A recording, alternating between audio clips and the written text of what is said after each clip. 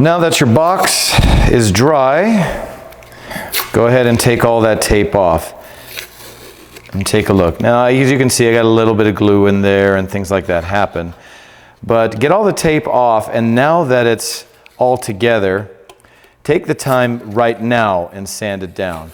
It just is easier to sand it all right now. As soon as I cut off the lid and you try to sand it that way, the lid can shift just a hair and you never quite get all of it sanded. So take the time right now, sand it all down, make it look really good.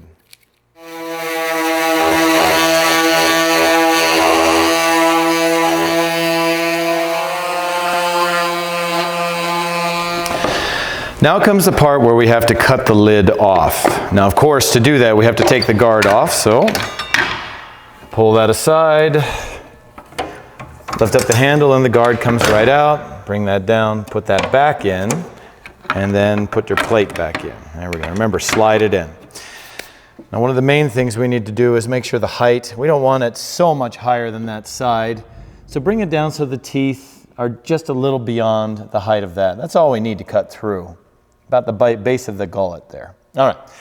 Now what we need to do on this is figure out, do I need to cut above this line or below it? You know, left side or right side? Which side? Since it sits this way, am I cutting here or am I cutting down there?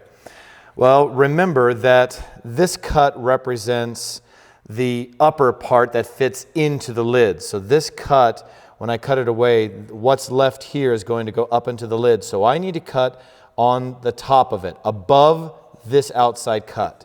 So I'm lining it up. I guess I want to do it this way. I like the lid in, but I see it'll work either way. Line it up so that the edge of the cut, the top edge here, is lining up with the outside of that tooth. So I'm cutting right above there and I want it to disappear. Right there. Then what we're going to do is start making cuts. And on the last cut, I'm going to grab this. It's called the nesting box jig, so that on my last cut, they don't push together and pinch the blade, and that kind of ruins the cut, may give you some burns. Remember, hold it in nice and flat.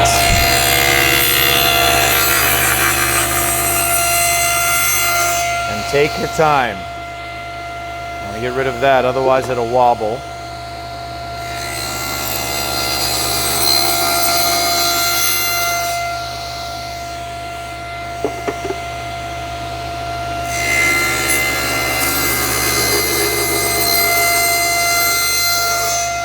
Now at this point, I'm not pushing anymore because I don't want to pinch the blade. My goal is to keep it straight. All right, so I said I don't want that to happen.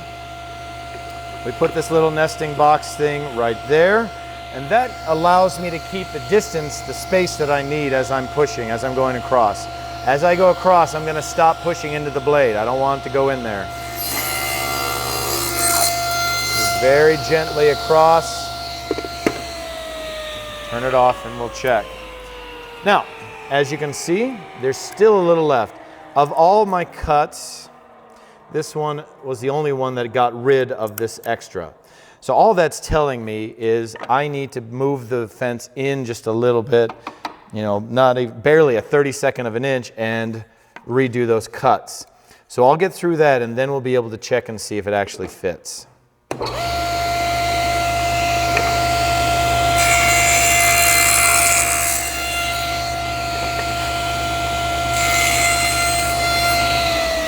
Now, our moment of truth. Take the lid, see if it fits on, and it does. It actually fits on there nice and snug.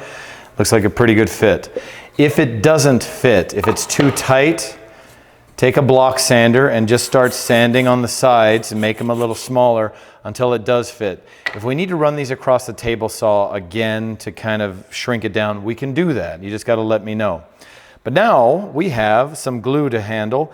There's a little bit of squeeze out right here. Just take a chisel and you can kind of work on that and sand this all down. In the corners of the box, there's usually a lot of glue, and there's nothing you can do about it because it's all sealed in. I like to take a nice sharp chisel, hold it down flat on the wood and just slice down this way, slice down that way, and a lot of that glue just comes right out. It may take a few tries to get it right, but try your hardest to keep it clean so that you don't get wet glue on there. Now, if it's completely dry, then you just got to push hard and it's going to crack out. There we go. And you continue doing that for each corner until it's clean. So I still have 2 more corners to go. Also look on the inside of your lid. You can see a little glue squeeze out there, and that's going to definitely get in the way of opening and shutting. So again, just take your chisel, kind of cut it from all sides until it disappears.